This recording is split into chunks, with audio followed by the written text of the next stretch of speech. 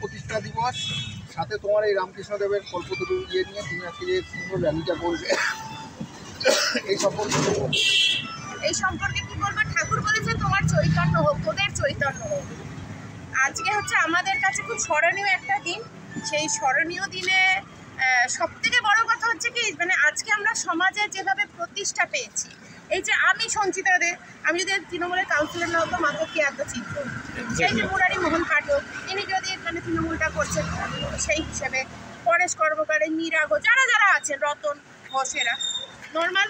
কিন্তু এই যে তৃণমূল কংগ্রেসের পক্ষ থেকে বা তৃণমূল কংগ্রেসের মমতা ব্যানার্জি স্নেহধন্য হয়ে আমরা যে আশীর্বাদ পেয়ে আজকে সমাজে একটা আমাদের নাম হচ্ছে, আর আমাদের কাজের মাধ্যমে। কেন?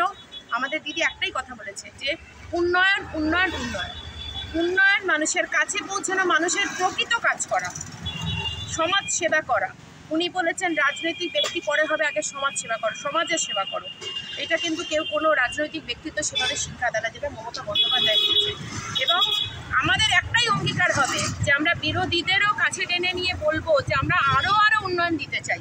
এই যে কুৎসা করেছিল মাঝখানে মমতা বন্দ্যোপাধ্যায়ের পদত্যাগ, চটি চাটা, কিন্তু আমরা খুব এই মাইকে বলছি যে আমরা খুব গর্বিত চটিটা চেটে, কারণ আমাদের এতে কোনো অসুবিধা নেই। চটি চাটাতে আমরা খুব গর্বিত।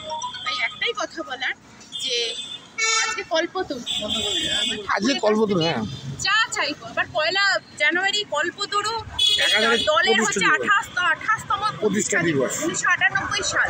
তখন আমরা নেহাতি ছোট ছিলাম, কিন্তু এই যে বয়স্ক যারা, তারা কিন্তু খুব লড়াই করেছে সিপিএমের সাথে, এবং তখনই তারা তৃণমূলে জয়েন করেছে, কারণ কংগ্রেসে তারা সম্ভব হচ্ছিল না। সেই সময় তারা তৃণমূলে এসে মমতা বন্দ্যোপাধ্যায় হাতকে শক্ত করে এগিয়ে নিয়ে গেছে। আমরা সাজানো বাগানে এসে আমরা বাগানটা পরিচর্যা করছি। আমার কাছে পরিষ্কার কথা, আমি হয়তো সেই সময়, আমিও রাজনৈতিক পরিবারেরই একটা মেয়ে। আমার বাবা কয়েকদিন 4 মাস আগে প্রয়াত হয়েছেন, কিন্তু উনিও সবসময় রাজনৈতিক সামাজিক কাজ প্রচুর করে গেছেন। আমি গর্ববোধ করি তার সন্তানকে, এবং সেই জন্য একটা কথা বলছি, আমি রাজনীতিটা দেখেছি, সিপিএমের অত্যাচারগুলো দেখেছি। তখনও মানে ছোটই ছিলাম, স্কুল কলেজে, কিন্তু দেখেছি অত্যাচারগুলো। কিন্তু 98 সাল থেকে যেটা দেখেছি অত্যাচার, সেই 98 সালের যে মমতা বন্দ্যোপাধ্যায় আস্তে আস্তে ধীরে ধীরে ধীরে ধীরে মানুষের মনের মধ্যে এসছে, 11 সালে যে আমাদের দল এসছে, এই যে তারপর থেকে যে 15 থেকে আমরা পৌর প্রতিনিধি হয়ে বড়নগর আমাদের ওয়ার্ডে যে উন্নয়ন করে যাচ্ছি, সেজন্য সবার আগে আমি ধন্যবাদ জানাই মমতা বন্দ্যোপাধ্যায়। ওনার উন্নয়নগুলোই মানুষের কাছে দিদি, তার ফলে আমরা জনপ্রিয়। সন্দেশখালী থেকে দিদি একটা বার্তা দিয়েছিল, মেয়েদেরকে একটা সম্মান দিল। হ্যাঁ, স্টার থিয়েটারের নাম দিয়ে নতি বিনোদিনী করলো। আজকে যেহেতু কল্পতরু, সেই হিসেবেই কথাটা তুললাম। নতি বিনোদিনী সেই সময় 2000 টাকা শুনলাম যে দিদি শুনেছিলাম যে 2000 টাকা দিয়ে তার নামটা চেয়েছিল, সেই স্বীকৃতি তিনি পায়নি।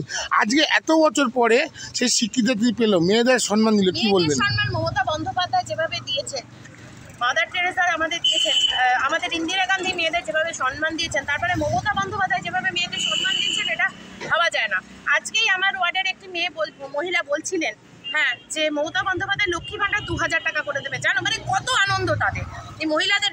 একটা সময় এই যে বাংলা উত্তাল হয়ে গেছিল, সেখানে বলেছিল যে আমাদের লক্ষ্মী ভাণ্ডার চাই না, লক্ষ্মী ভাণ্ডার আমরা ফিরে দিতে চাই। কিন্তু না, আমাদের মেয়েরা বলছে যে না, লক্ষ্মী ভাণ্ডার আমাদের চাই। কে দেয় বলুন তো? 2000 টাকা, 2 টাকা কেউ দেয় মানুষকে? সেখানে মমতা বন্দ্যোপাধ্যায় প্রত্যেকটা বাঙালি মেয়েকে প্রত্যেকটা ঘরে ঘরে, এটা দেখেই তো মহারাষ্ট্রে এত জয় হলো। বিজেপি যে কি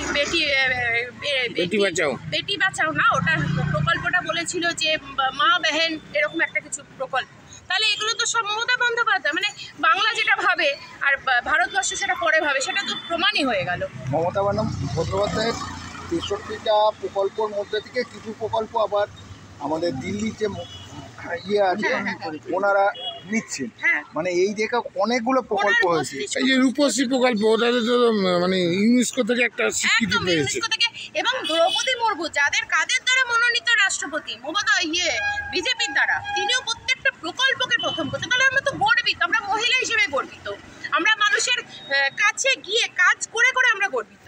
আমরা গর্বিত, আমাদের প্রত্যেকটা সহকর্মী আমরা গর্বিত কাজ করতে পারি। আচ্ছা, 28তম দিবসে আজকে পর থেকে সাধারণ মানুষকে কি বার্তা দিতে চান? সাধারণ মানুষকে বার্তা দিচ্ছি, আস্থা রাখুন, ভরসা রাখুন, আমরা ছিলাম, আছি এবং থাকবো পাশে যেভাবে। 26-এ কি হবে?